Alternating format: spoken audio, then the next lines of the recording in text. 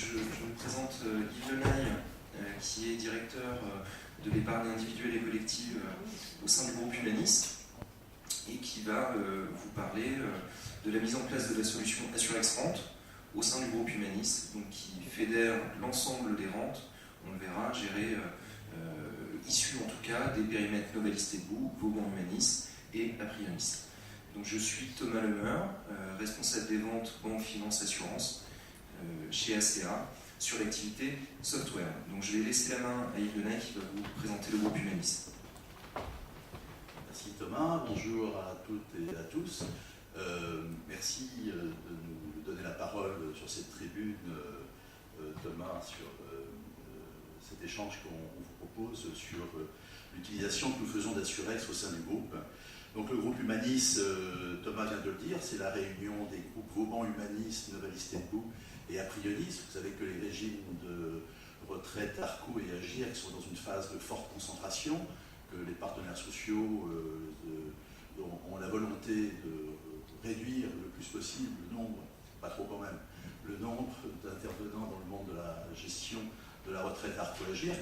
Baisse des coûts de gestion oblige, les usines de retraite sont en cours de déploiement, et donc nous, quand nous partirons à la retraite, vous savez que c'est déjà de grandes avancées qui ont été faites, hein. C'est la dernière caisse qui rapatrie déjà tous les points qui avaient été constitués au cours de notre carrière, donc ça, tout ça est déployé depuis le 1er janvier 2014, et il y a encore pas mal d'avancées, encore de gros chantiers devant les caisses de retraite Arco et Agirc. Donc ça a été jusqu'à présent un événement très moteur pour la constitution de groupes de protection sociale, puisque c'est le nom qu'on donne à nos organismes, les GPS. Ils ne sont pas toujours faciles à localiser, mais les groupes de protection sociale, on va dire aujourd'hui, on peut dire le nom de nos partenaires, hein, de pas concurrents dans le domaine de la retraite complémentaire, on l'est sur d'autres sujets, que sont Médéric Malakoff, AG2R Mondial, Humanis pour les interprofessionnels et Pro-PTP pour ce qui est dans le domaine du professionnel. Et après, on a d'autres groupes, mais qui sont, là, on tombe sur une volumétrie qui est plus petite, et très certainement des événements prochains organiseront des regroupements sur des formes qui permettront à ces groupes de continuer d'avoir leur autonomie et leur identité.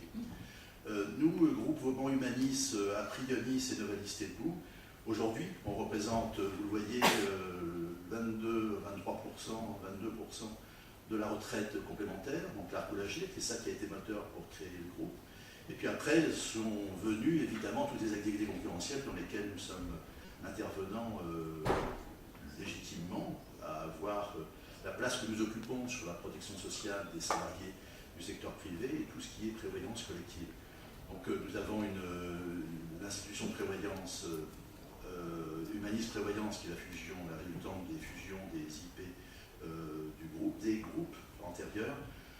Le chiffre même est de 2 milliards de cotisations sur 2013 et très largement dépassé, c'est proche de 2 milliards et demi. Voilà, une très forte présence en santé avec un pôle mutuel important et qui justement nous place au 3e rang des groupes mutualistes. Donc voilà, c'est quelques mots pour présenter le groupe Humanis. Je reviendrai tout à l'heure ce qui nous a conduit à, justement dans le cadre de ce rapprochement, ce qui nous a conduit à créer cette entité spécialisée dans la gestion des rentes. Et je laisse la parole à Thomas avant. Merci. Donc je vais quand même toucher quelques mots sur la société ACA. Donc, nous fêtons cette année nos 25 ans d'existence. Nous sommes aujourd'hui 110 personnes pour un chiffre d'affaires de 19,5 millions d'euros. Fait important, enfin, il faut noter que le capital est détenu par les fondateurs de l'époque et les dirigeants actuels, qui ont tous des postes clés au sein de la structure. Pourquoi je vous dis ça? Tout simplement pour vous montrer que nous sommes indépendants dans notre ligne éditoriale. Nous avons 2 métiers. Notre cœur de métier, c'est celui d'éditeur. Nous sommes éditeurs d'un certain nombre de solutions, dont la solution Assurex, dont M. Lenaille va vous parler aujourd'hui, avec 2 volets. Un volet gestion des contrats d'épargne et de prévoyance sur des périmètres individuels et collectifs, et un volet rente, donc on verra, on va le voir dans les slides qui vont suivre, qui est largement répandu sur le marché. Autre solution, Easy, interpréteur comptable, qui est en fait une brique applicative qui va servir à gérer l'ensemble des flux financiers issus des applications métiers à destination de la comptabilité. Donc la comptabilité d'une part, mais également toutes les autres bases analytiques, les bases solvabilité 2 par exemple. Donc il y a un fort aspect réglementaire autour de l'interpréteur comptable qui permet d'être en conformité avec les exigences réglementaires dont le secteur est contraint, donc solvabilité 2. Et puis une autre solution qui est la solution Data Exchanger, qui, là où Easy s'occupe des flux financiers, on va s'occuper de tout type de flux. Donc c'est une brique applicative qui va permettre d'interconnecter les applications au sein du système d'information. Et puis pour information, nous avons un second métier qui est celui d'intégrateur de ERP du marché, notre principal accord étant avec la société SAP. Quelques références. Donc, vous voyez ici des références Assurex sur la partie rente. La référence historique est la Maïf, qui a participé au développement de la solution. Donc ça remonte à une bonne douzaine d'années, peut-être même une bonne douzaine d'années, je crois. Depuis, la solution a fait beaucoup de chemin, beaucoup d'évolutions. Nous travaillons à la fois avec des instituts de prévoyance, des mutuelles, mais également des grandes compagnies d'assurance. Nous avons même des délégataires de gestion au sein de nos références. Donc on peut citer quelques exemples. Parmi les plus récentes, le Fonds de garantie des assurances obligatoires. C'est pour vous montrer un peu la diversité des portefeuilles. Et là, on est sur un portefeuille qui est plutôt confidentiel, avec des rentes issues pour la plupart de décisions de justice, donc un portefeuille assez atypique. Nous avons le groupe Generali, qui a aujourd'hui plus de 100 000 rentes gérées. Donc là, les origines et les typologies sont très diverses, à l'image de l'activité du groupe. Donc on va trouver des rentes issues d'activités vie et d'activités non-vie. Nous pourrons discuter un peu plus sur certaines références. Pour ce qui est de l'interpréteur comptable, vous avez là également un panel relativement représentatif de l'écosystème dans lequel ACA évolue, avec par exemple dans l'actualité récente AG2R La Mondiale, où nous avons étendu le périmètre d'application de la solution Easy à l'ensemble du groupe. Donc si on regarde un petit peu, pour faire écho à ce que disait M. Lenaille, nous avons aujourd'hui le groupe Humanis, AG2R La Mondiale, qui sont deux organismes importants dans la création de l'usine retraite. Donc on est quand même relativement bien positionné sur ce secteur.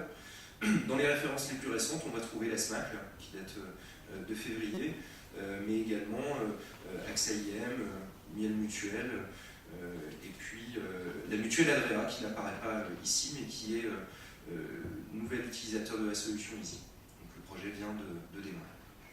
Projet intéressant également, le projet de la Massif, où il y a eu simultanément la mise en place d'un outil comptable, Caliac, et de notre interpréteur comptable Easy. Je laisse la parole à Yves Lenaille. Oui, alors ce qui nous a caractérisé au moment où on a constitué le groupe, c'était il y a 2 ans, on a vu que dans les différentes composantes du groupe, on retrouvait des rentes qui étaient gérées sur 5 centres de gestion différents, qui étaient gérées bien sûr sur des applicatifs différents. Il s'agissait, je parle de rentes issues de contrat vie, il s'agissait de rentes soit individuelles, soit collectives, avec tout ce que nous avons, enfin, des rentes, on va dire, classiques, hein, soit des rentes viagères immédiates, soit des contrats d'épargne individuelle avec des mouvements en rente, soit des articles 83, des articles 39. Dans les articles 39, on avait quand même quelques spécificités. On a depuis la loi du 8 août 1994, qui a été continuée par les lois Fillon qui ont suivi, un environnement que nous avions connu à un moment comme sous le nom de IRS, institutions de retraite supplémentaire, qui sont devenues depuis des IGRS, des institutions de gestion de retraite supplémentaire. Il s'agissait de grands groupes industriels, bancaires, pétroliers, vous allez voir les noms, qui s'étaient dotés pour leurs salariés de régimes de retraite supplémentaire qu'ils géraient en interne. Ces lois que je viens d'évoquer ont fait l'obligation à externaliser, bien sûr, d'abord les engagements propres de ces rentes, et de faire en sorte, après l'institution de gestion, de faire en sorte après que la gestion soit adossée à d'autres groupes externes. Donc nous avions, c'était dans le périmètre Novalis Blue, l'avantage d'offrir une interlocution unique, c'est-à-dire que l'allocataire, au moment de son départ à la retraite, liquidait à la fois son régime ARCO, son régime AGIRC, et le gestionnaire avait la capacité, bien sûr, puisque c'était des régimes référentiels, des vrais chapeaux, de calculer, avait la capacité donc de calculer la rente qui était issue du régime d'entreprise. Ces régimes aujourd'hui sont fermés, il n'y a plus de droits nouveaux acquis, mais en tous les cas, il reste une population d'anciens collaborateurs non partis à la retraite importante à venir, et puis vous allez voir, il y a une population d'allocataires déjà importante. Alors, ce sont quelquefois des régimes à droit aléatoire, subordonnés à la présence dans l'entreprise au moment du départ à la retraite, ou le plus souvent, surtout, des droits définitifs acquis. On a notamment dans le monde bancaire eu, autre événement important où nous avons été présents dans le groupe pour les liens que nous avons avec certaines banques dont vous allez voir les noms. Eh bien, ce moment d'intégration des banques AFB au régime ARCO et AGIRC, ça a été la mise en place de dispositifs de retraite supplémentaires dénommés le complément bancaire et de régimes supplémentaires qui étaient venus s'ajouter, mais là aussi avec une gestion de rente assez spécifique. Donc, je voulais faire cette petite introduction pour rendre plus lisible le test que vous avez sous les yeux. Donc voilà, différentes rentes issues alors, à la fois de l'IP Humanis Prévoyance, dont je vous ai déjà parlé, et puis de la société d'assurance que nous avons, qui résulte d'une joint venture que nous avons montée avec AXA il y a 5 ans maintenant, qui s'appelle R2E et qui porte également les engagements. Et quelquefois, nous ne portons pas du tout les engagements, parce que ces engagements peuvent être portés par des assureurs. Je pense à la CNP, je pense à AG2R La Mondiale, je pense à AXA, qui sont, ou je pense, oui, ou quelquefois des engagements qui sont anormalement encore au sein de l'entreprise, de l'employeur. Et quand nous intervenons pour la gestion de ces 3 assureurs que je viens de citer, nous intervenons donc en gestion pour compte de tiers. Donc des rentes issues d'IGRS, ce que je vous ai expliqué, les institutions de gestion de retraite supplémentaire. Dans le domaine du pétrole, c'est la grosse, importante IGRPS, qui est ce que Shell a créé pour permettre de conserver les fonds propres représentant l'externalisation de ces engagements. Ces engagements sont restés internes à la Shell par le biais de l'IGRPS. Nous avons également dans le domaine pétrolier INEOS, qui est une filiale du groupe BP. Dans le domaine bancaire, donc LCL, le Crédit du Nord et Indo-Suez, la Air France avec la CRAF, et l'ensemble des chambres de commerce, la CNRCC, qui avait un régime propre, qui a été transformé, cristallisé et transformé en régime à droit certain, et dont nous assurons la gestion. Donc une volumétrie, vous voyez, qui est indiquée de l'ordre de 3000 rentes gérées sur ces IGRS, 38 000 allocataires bénéficiaires et des montants de prestations de 140 millions d'euros payés. J'ajoute à ce qui est IGRS ici, qui représente le plus gros des lots issus de Novalis Blue et de Vauban Humanis, ce que nous avons en propre de rente au travers de contrats article 83 que nous avons à l'intérieur du Humanis Prévoyance et qui représente un lot de 5 000 rentes qui sont compris dans les 38 000 bénéficiaires. Ce qu'on voit, c'est que, évidemment, l'événement Papy Boom qu'on connaît bien va continuer d'augmenter de manière très forte le nombre de liquidations qu'on effectue chaque année. Et donc le nombre de rentiers, on le sait bien, et d'ailleurs, ACR, on est très content, le nombre de rentiers est appelé à grossir de manière forte dans les années à venir. Des modifications donc, liées à l'organisation du groupe, aussi un événement qui a été très structurant. Ce que je vous ai dit tout à l'heure par rapport à la gestion des régimes de retraite ARCO et AGIRC a conduit à ce que l'ARCO et l'AGIRC demandent ce que les frais de gestion qui sont appliqués à la gestion de la retraite complémentaire ne s'occupent pas d'autres dispositifs. Et donc l'interlocution unique dont je vous parlais tout à l'heure, qui était quelque chose qui avait du sens, qui était une demande des entreprises, qui était une demande de nos clients, et avait du sens, et aujourd'hui est devenue interdite à la demande des fédérations ARCO et AGIRC qui disent un gestionnaire qui liquide une rente de retraite complémentaire ne doit pas intervenir sur la partie de retraite supplémentaire. Donc c'est ce que nous appelons la désimbrication. Ce n'est pas seulement au niveau des ressources, bien sûr, c'est également au niveau des SI et de toute la chaîne des frais généraux. Donc ça a été un événement important pour nous conduire à faire converger l'ensemble de ces activités sur un même centre de gestion qui est basé au siège du groupe Humanis à Malakoff. Nous n'avons pas de possibilité, après inventaire de nos SI, pas de possibilité d'adaptation, parce qu'il y a trop de, on va le voir, l'étendue des besoins était trop important. Et donc, voilà, après examen, en 2013 2012, le temps passe vite. En 2012, voilà, on a pris la décision de porter notre choix sur Assurex, et nous avons loti, bien sûr, c'était en 2012, puisque nous avons loti en 4 lots avec un premier qui, voilà, était le 1er juillet 2013, et qui devait être payé, voilà, de manière contraignante, puisque les outils qui étaient gérés par la retraite ne pouvaient plus gérer. Donc, le premier trimestre, comme il était à terme échu, a été payé par le système d'information propre à la retraite, et le deuxième trimestre, eh ben, c'était le 1er juillet, c'était à nous, voilà. Donc là, on a fait un travail important, avec une importante réactivité de la part des équipes d'ACA, je le reprendrai tout à l'heure, mais c'est vrai que c'était, pour un coup d'essai, le test a été transformé, mais n'était pas facile.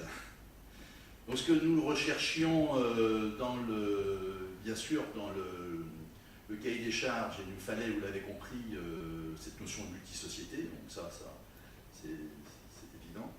La gestion des personnes, des rentes, avec toutes les options de rente qu'on peut imaginer aujourd'hui. Donc j'ai parlé du différentiel, ce sont des différentiels qui se calculent de manière compliquée selon la carrière, différente selon la carrière qu'a effectué le collaborateur au sein de l'entreprise.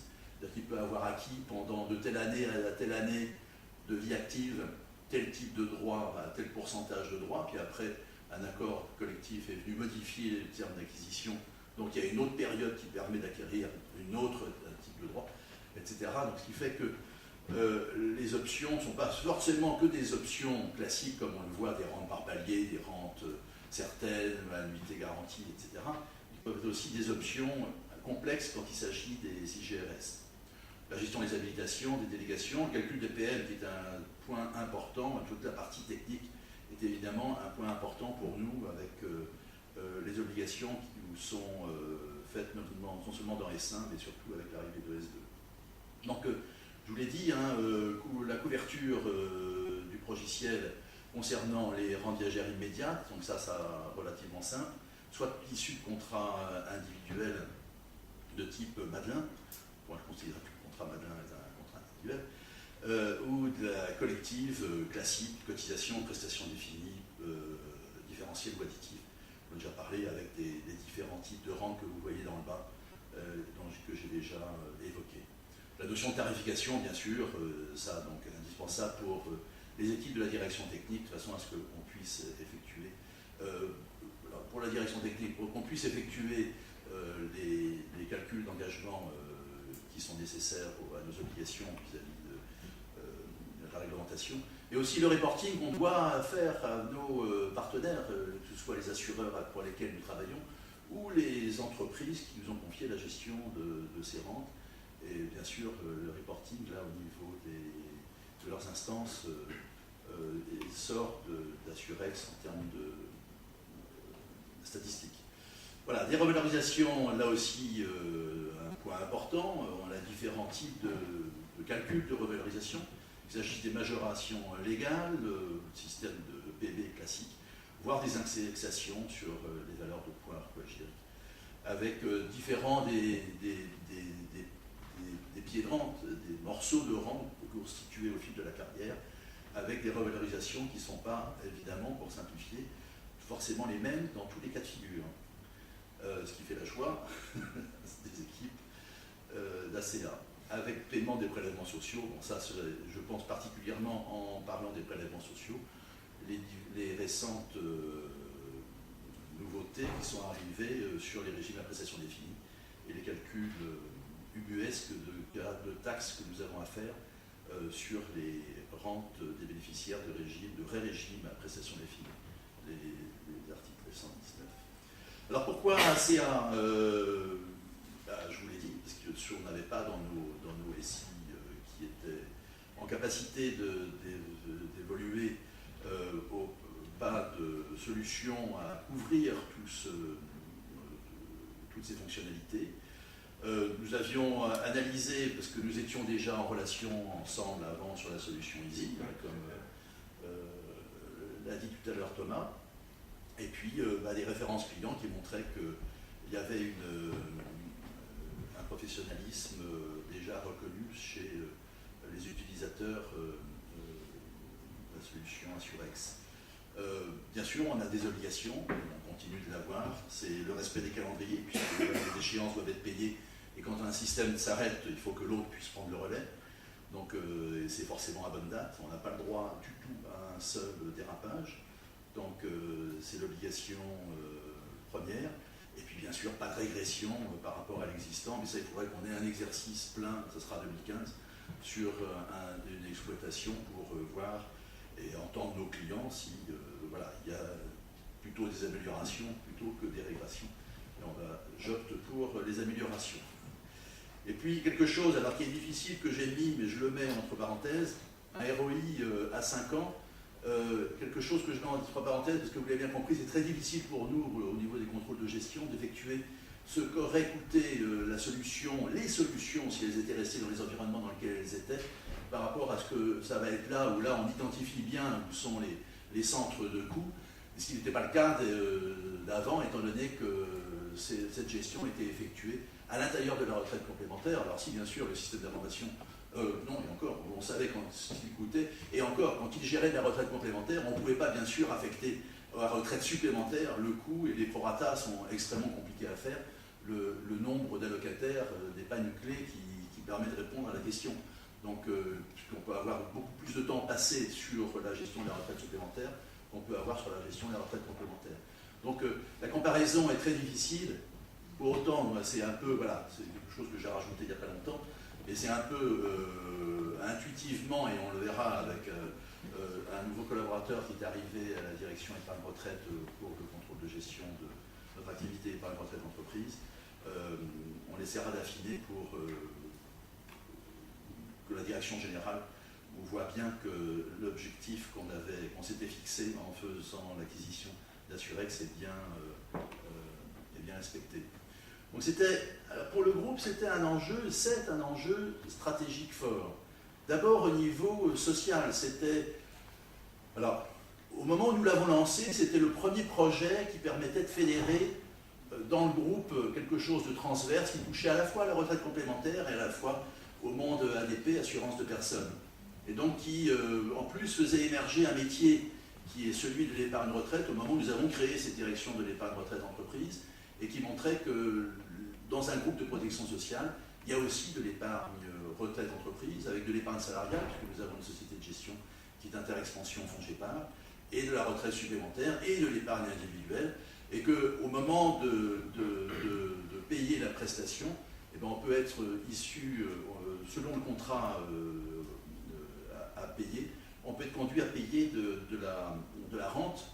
Je pense par exemple au PERCO. Quand je vous ai parlé d'épargne salariale, ce n'est pas par hasard, puisque le PERCO, comme vous le savez, peut donner lieu à une sortie en rente, même si ce n'est pas souvent, ça arrive quand même. Donc c'était un enjeu social fort, parce que c'était fédérateur au niveau de l'ensemble des activités du groupe.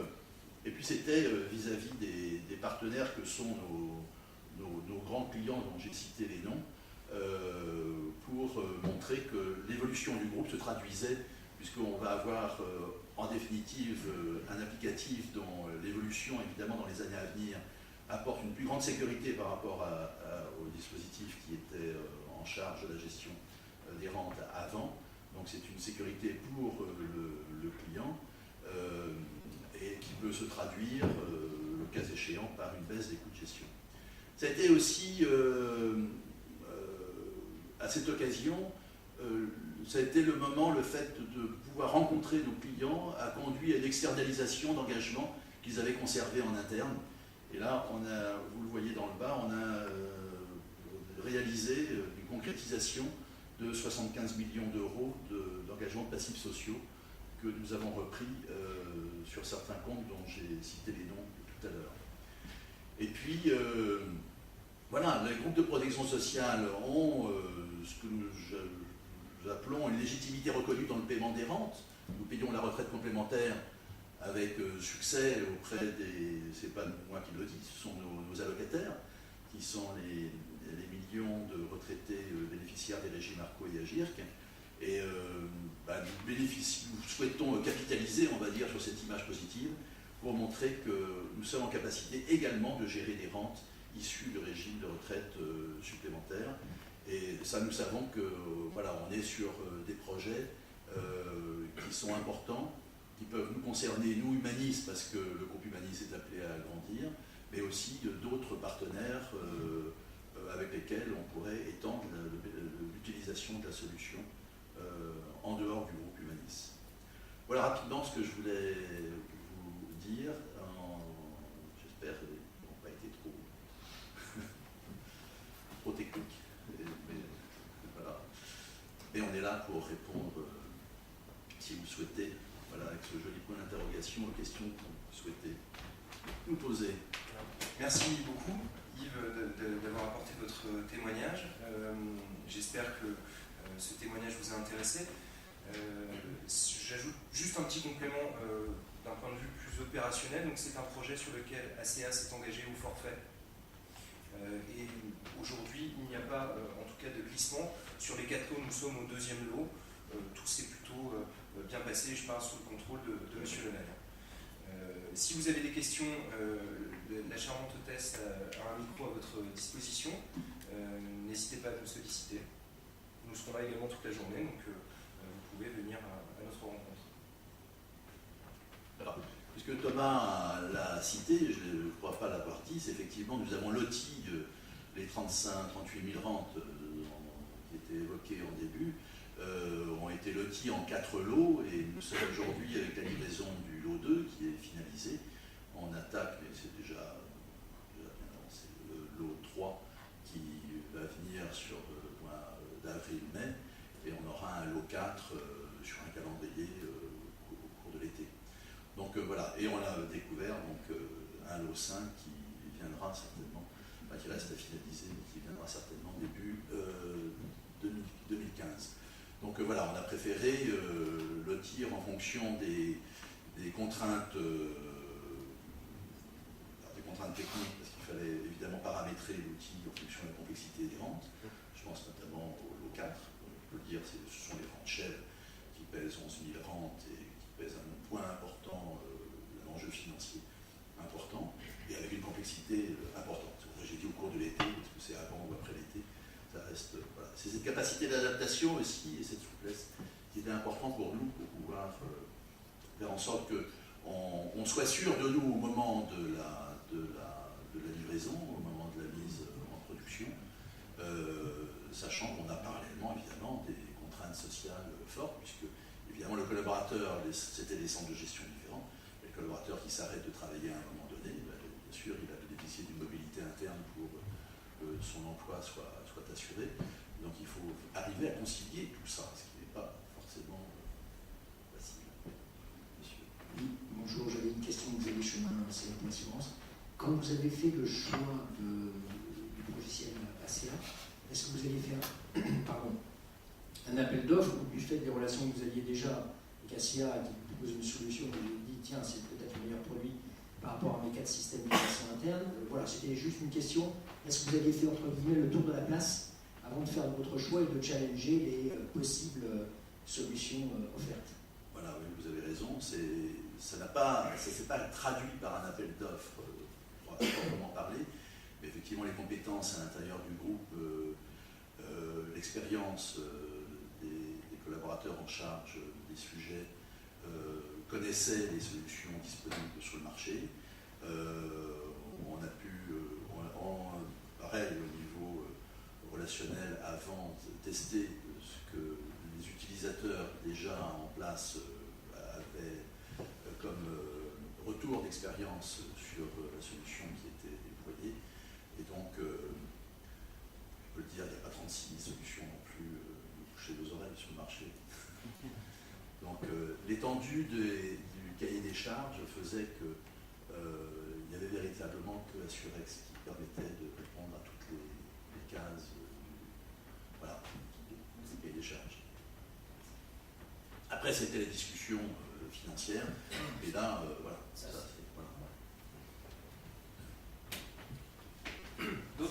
D'autres questions?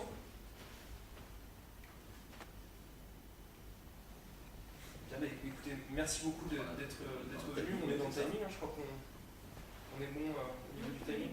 Bon, super. Merci.